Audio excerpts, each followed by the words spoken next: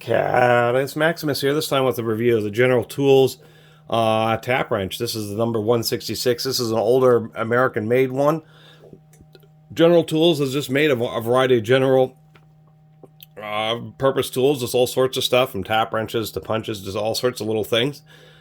Mainly sold at hardware stores, and a lot of their tools were American-made, if not all of them, for a long time, but in the last, I guess, 10 years or so, they really started moving a lot of stuff overseas, which is kind of unfortunate.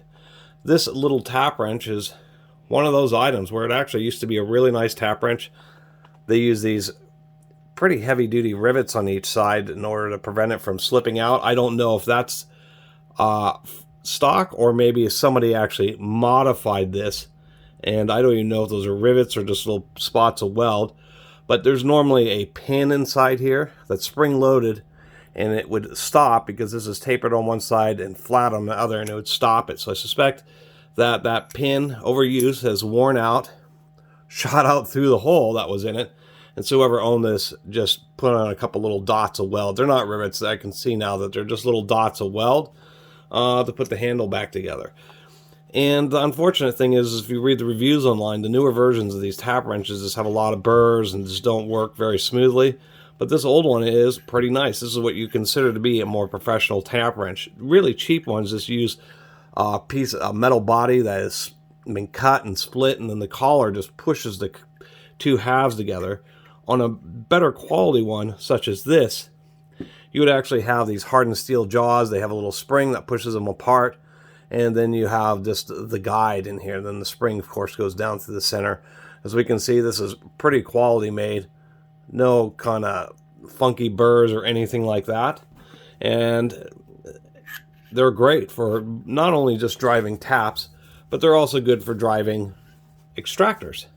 And that's the kind of deal. Both taps and extractors have a variety of square sizes.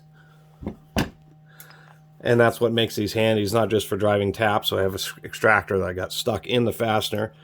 But it's just nice the way these jaws hold parallel, so you can put an extractor or something in there. And it just holds it really nice and securely so you can deliver the force. Extractors break pretty easily, and a lot of times it's because somebody's using an adjustable wrench or a pair of pliers or something on the extractor. When you grip the extractor in something like this, like a tap handle, then you just have a much more direct and better grip on it, and it's much easier to deliver the force a lot more evenly. And so I find that half the time that I ever use a tap handle, it's actually for doing things like holding extractors rather than actually holding taps. And it's just kind of unfortunate that the General Tools, which used to make a reasonably priced, American-made, pretty well-made tap wrench, is now just not as good as it used to be. So I just wanted to make a little video documenting what the old school one was like. Anyway,